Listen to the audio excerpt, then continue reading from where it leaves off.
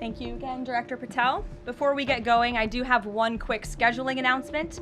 Tomorrow, President Trump will be joined by the First Lady in the East Room for an executive order signing aimed at expanding opportunities for education, career development, housing, and other resources for young people transitioning from foster care to adulthood.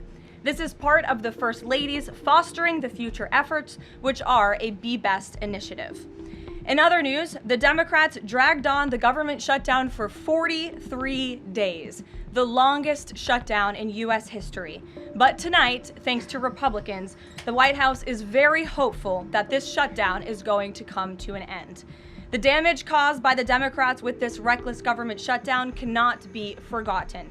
It is entirely the fault of the Democrat Party. Just look at the vote count. Hundreds of thousands of federal employees have missed their paychecks. Tens of billions in wages and benefits were withheld, impacting vulnerable families.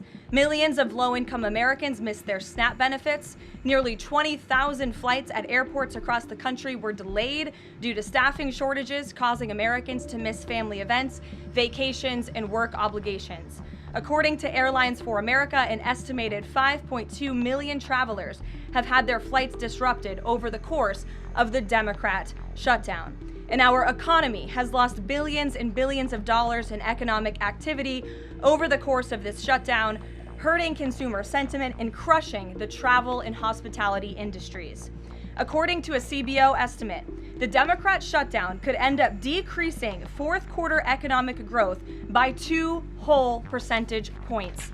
The Democrat shutdown made it extraordinarily difficult for economists, investors, and policymakers at the Federal Reserve to receive critical government data. The Democrats may have permanently damaged the federal statistical system, with October CPI and jobs reports likely never being released. And all of that economic data released will be permanently impaired, leaving our policymakers at the Fed flying blind at a critical period. It's hard to recap all of this without asking a simple question: why?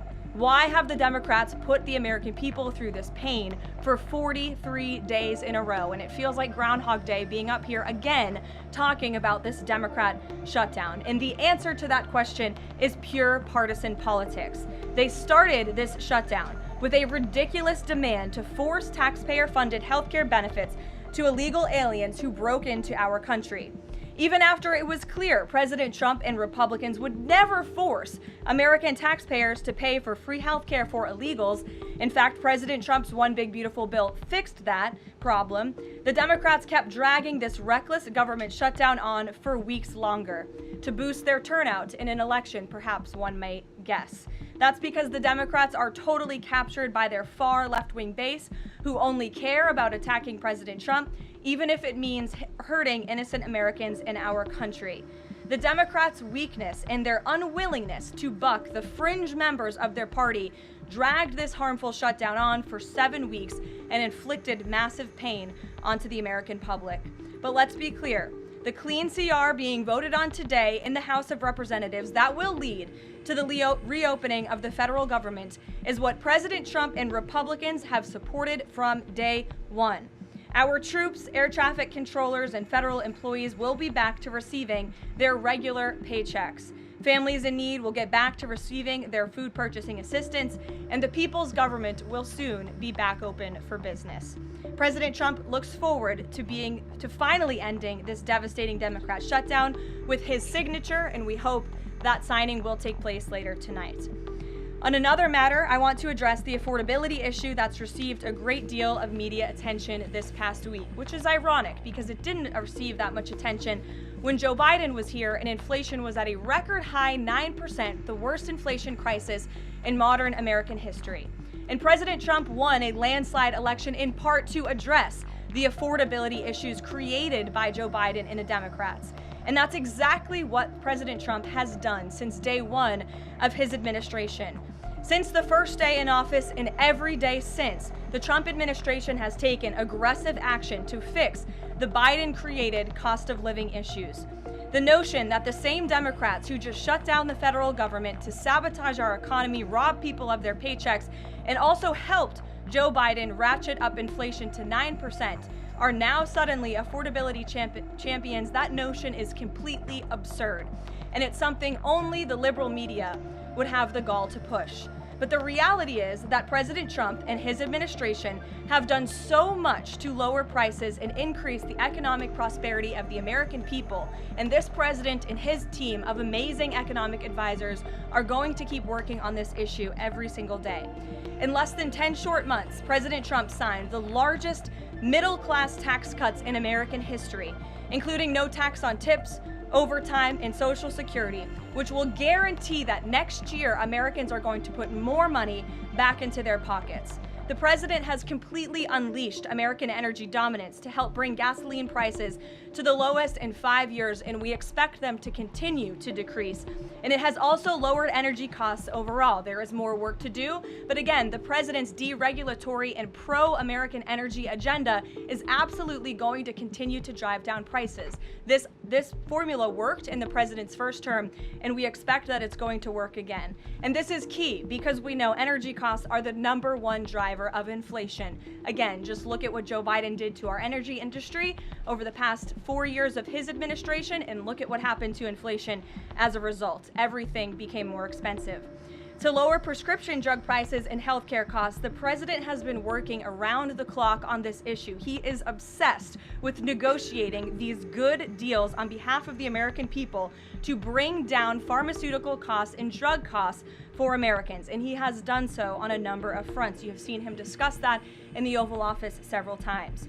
To fuel small businesses, lower their costs, and incentivize hiring, the Trump administration has already cut 30 unnecessary regulations for every new one on the books, which we know will save employers and small businesses across the country thousands of dollars in regulatory burdens. All of these pro-Trump policies are working, and they will continue to work. Wages are rising at the fastest pace of the start of a presidential administration in 60 years. The cost of the typical new mortgage is down by nearly $3,000 per year. There's much work to do, and this administration will continue to do it. But President Trump has already made great progress in cleaning up the economic disaster that was created by Joe Biden. With that, I will take your questions today, and in our new media seat, we have Bev Turner, who works for a new outlet, a UK outlet, but based here in Washington, D.C., GB News. Bev, thank you for being here today. Why don't you kick us off? Thank you, Caroline. So the clock is ticking on the Friday deadline by which the BBC must retract and apologise for their malicious edit of the president in the documentary shown last year. The recently resigned Director General of the BBC yesterday described the organisation as the very best of society and blamed the enemies of the BBC for this outcome. Also yesterday, a senior government minister launched a fierce defence of the channel in the House of Commons, saying that the broadcaster remains a light on the hill for people all over the world. So, does the president feel that the network is taking the situation seriously? Does he believe that they've shown sufficient regret? Does this strain the relationship between the president and the prime minister? And given that the organisation is publicly funded, is the president prepared to bankrupt the BBC in his pursuit of truth and justice? Well, thank you, Bev. There's a lot of questions in one there. I will say I know the president has a very good relationship with Prime Minister Starmer. You have been there, you have seen them in their interactions, you've questioned both leaders in your time joining us when we've gone to the United Kingdom a few different times now. However, he has always been very frank when he disagrees with leaders, even whom he has a good relationship with. And the BBC, being a fair news organization, is definitely an outlet I think these two leaders would disagree. The president has made it very clear that this is a leftist propaganda machine that is unfortunately subsidized by British taxpayers, and he thinks that's extremely unfortunate for the great people of the United Kingdom and Great Britain. And I think that the president was deeply concerned by the editing, the purposeful and dishonest editing of his speech that was so clearly fake news, and he rightfully dubbed that term many years ago, and this is a classic example of that. We see it in the United States all the time. We see it now in the United Kingdom. As you know, the president's external legal counsel has filed a lawsuit against the BBC. We expect that to continue, and whether they apologize or not is up to them. Thanks for being here, Bev. Weijia. Thank you, Caroline. Sure. I have your statement about the new Epstein emails that have been released by House Democrats. Separate from why you believe the emails were made public, can you address their substance? Did the president ever spend hours at Jeffrey Epstein's house with a victim? These emails prove absolutely nothing other than the fact that President Trump did nothing wrong. And what President Trump has always said is that he was from Palm Beach, and so was Jeffrey Epstein. Jeffrey Epstein was a member at Mar-a-Lago until President Trump kicked him out because Jeffrey Epstein was a pedophile and he was a creep. And this email you refer to with the name of a victim that was unredacted now and has since been reported on in this room, so I will go ahead and say it, Virginia Giuffre. And it was CBS's own reporting, Weijia, that recently wrote that Miss Giuffre maintained, and God rest her soul, that she maintained that there was nothing inappropriate she ever witnessed, that President Trump was always extremely professional and friendly to her. And so I think it's a question worth asking the Democrat Party, and you should all go ask them after this briefing, of why they chose to redact that name of a victim who has already publicly made statements about her relationship with Jeffrey Epstein and is unfortunately no longer with us. Mary. Thank you, Karoline. Two questions on this. In the interest of transparency, why not just go ahead and release the full files on Epstein, get this all over with? This administration has done more with respect to transparency when it comes to Jeffrey Epstein than any administration ever. In fact, this administration, the Department of Justice, has turned over tens of thousands of documents to the American people. We are cooperating and showing support for the House Oversight Committee. That's part of the reason you are seeing these documents that were released today, because of the House Oversight Committee's and Republicans' efforts to get these out to the public. This administration also moved, the Department of Justice also moved to unseal grand jury testimony, which we know, unfortunately, a judge declined those requests. So this administration has done more than any, and it just shows how this is truly a manufactured hoax by the Democrat Party. For now, they're talking about it all of a sudden because President Trump is in the Oval Office. But when Joe Biden was sitting in there, the Democrats never brought this up. This wasn't an issue that they cared about because they actually don't care about the victims in these cases. They care about trying to score political points against President Trump, as we have, of course, seen with this government shutdown. And this entire thing, again, it's not a coincidence to the American people at home. There are no coincidences in Washington, D.C. And it is not a coincidence that the Democrats leaked these emails to the fake news this morning ahead of Republicans reopening the government. This is another distraction campaign by the Democrat and the liberal media, and it's why I'm being asked questions about Epstein instead of the government reopening because of Republicans and President Trump. But given your Reagan. interest in transparency, Karoline, why are White House officials then meeting with Representative Boebert in an effort to try and get her to not sign this petition calling for the release of the files? Doesn't it show transparency that members of the Trump administration are willing to brief members of Congress whenever they please? Doesn't that show our level of transparency? Doesn't that show the level of transparency when we are willing to sit down with members of Congress and address their concerns? That's a defining factor of transparency, having discussions with members of Congress about various issues. And I'm not going to detail conversations that took place in the Situation Room in the press briefing room. Reagan. I have a question about the government shutdown. Thank you. I'm glad someone does. First, on the government shutdown, the shutdown deal reverses the administration's regs, and it also prohibits more from happening until the end of January. I'm wondering if the president had an input on this element of the deal, and if he's at all disappointed that's going to reverse the downsizing of the federal government that they did during the shutdown. I mean, look, I think it's about 6,000 workers total. When you look at that in comparison to the reduction in the federal workforce that this administration has done since January to get rid of the waste, the fraud, the abuse, and to reduce the size of our federal bureaucracy, we've done a lot of great work on that front, and we will continue to. But obviously, the president's main priority was to reopen the federal government and get people back to work, and that's what this deal accomplishes. There's been reports in Israeli media that the U.S. is considering building a temporary military base on the Gaza border. Can you confirm these reports? So I had a conversation directly with the reporter who wrote this article, and this article was based on a single piece of paper, an inquiry that somebody in the Department of Navy made about an idea that may happen in the future.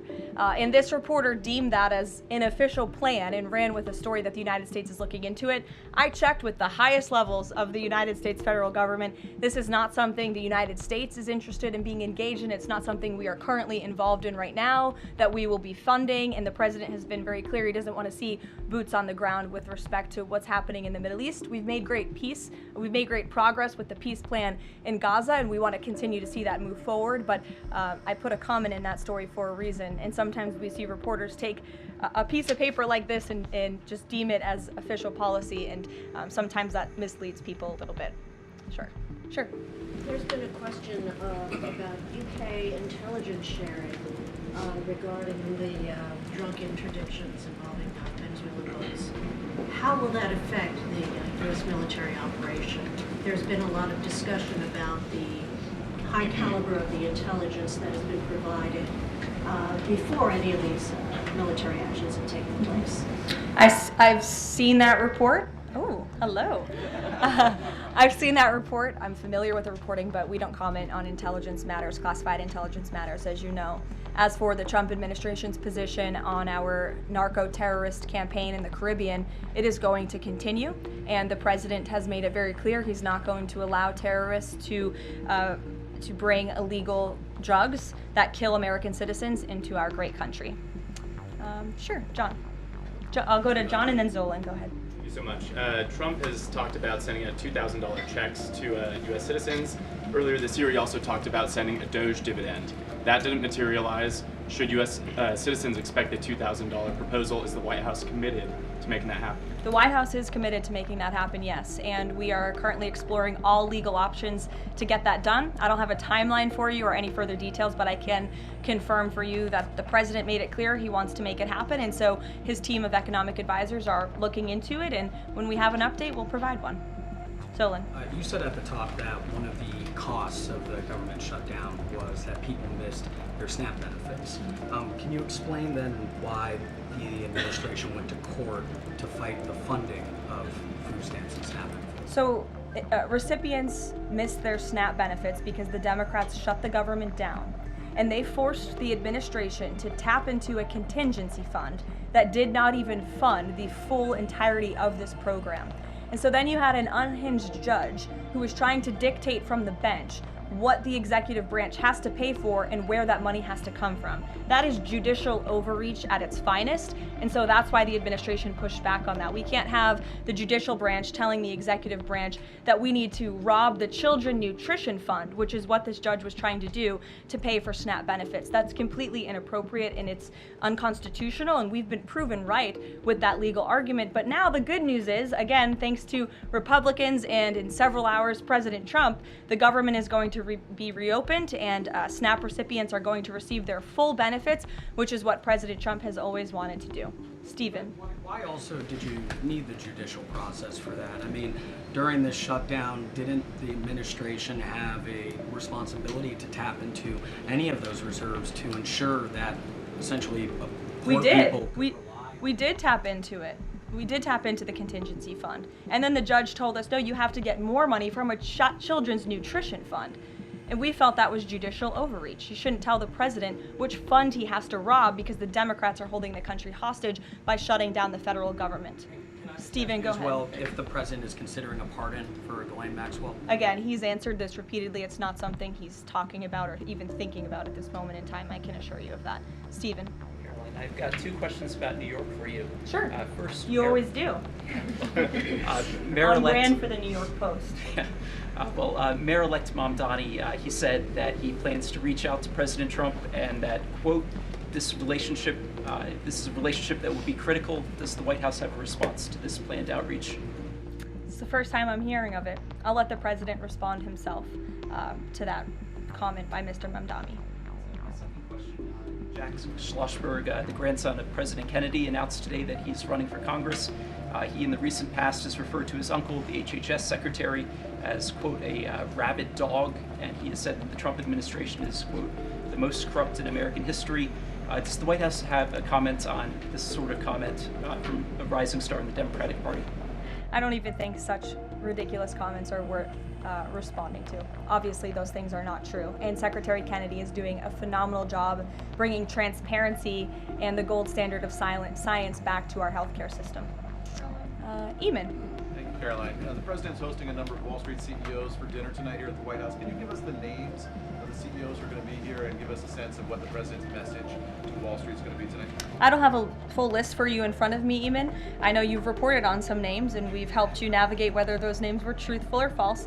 But I know the president actually plans to bring some of you into the dinner tonight, so you'll see for yourself in several hours if that's okay with you. Reporting that the White House is frustrated with Bill Pulte and the rollout of his proposal for a 50-year mortgage. Can you tell us if the White House is frustrated with that rollout and if the White House still supports the idea of a 50-year mortgage for Americans? This is a proposal that the president himself has commented on. I would defer you to the president's statements, and it's something that the administration is discussing and seriously looking into. Sure. Danny, and then go ahead. Thank you. Some Democratic members of Congress have invited Britain's former Prince Andrew to testify on the Epstein scandal. I was just wondering if President Trump thinks that former Prince Andrew should indeed come and testify to Congress on that. I haven't spoken to him about that specific matter, but I can ask him and get back to you.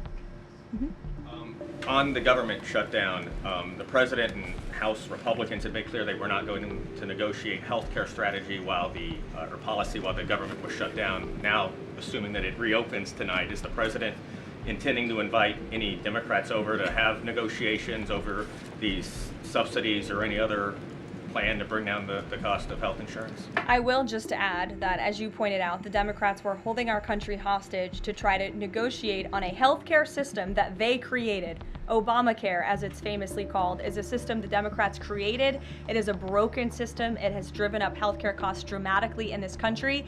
And now they shut the government down to try to fix that system they broke. It doesn't make any sense to us, which is why the president said that's a completely untenable position. However, once the government reopens, the president, as he's always maintained, is absolutely open to having conversations about healthcare. And I think you'll see the president putting forth some really good policy proposals the Democrats should take very seriously to fix, again, the system that they broke. You can't trust the same people who broke the system to fix it, and so the American people will continue to hear from the president on this issue.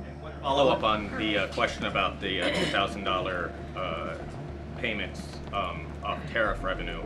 The president had also talked about using tariffs to bring down the national debt. Would this be in lieu of that? Like, this is now the new way to maybe to use that tariff revenue? No, the president put out a statement on this clarifying he wants to do both things with the tariff revenue that he's bringing into this country. Trillions of dollars are expected to continue to pour in, and it's part of the reason that the Supreme Court case is so vital for our country's future, to restore our manufacturing industry in this country, to protect our national security, to continue to allow the president to use tariffs as leverage to negotiate economic deals that, again, are good for our national security. And that revenue can then be used for various reasons, to pay down our debt and also perhaps to give these rebate checks back to Americans, which, again, the White House is exploring the legal options of how we can get that done. Catherine, go ahead. Viktor Orban said this week that President Trump has promised Hungary some kind of financial shield. Do you have any details on how that would be structured or what that would look like? I don't, but I'm happy to check with the National Security Council and get back to you. You recently said you checked with President Trump about why he needs to get an MRI on his recent trip to Walter Reed. Do you have any more detail on that? I do, and I'm glad you asked. As stated in the memo provided on October 10th, President Trump received advanced imaging at Walter Reed Medical Center as part of his routine physical examination. The full results were reviewed by attending radiologists and consultants, and all agreed that President Trump remains in exceptional physical health, which I know all of you will see with your own eyes later this evening when he opens up his dinner to the press, and perhaps you will see him when he signs the bill to reopen the federal government. So stay tuned on plans for that. Thank you, everyone.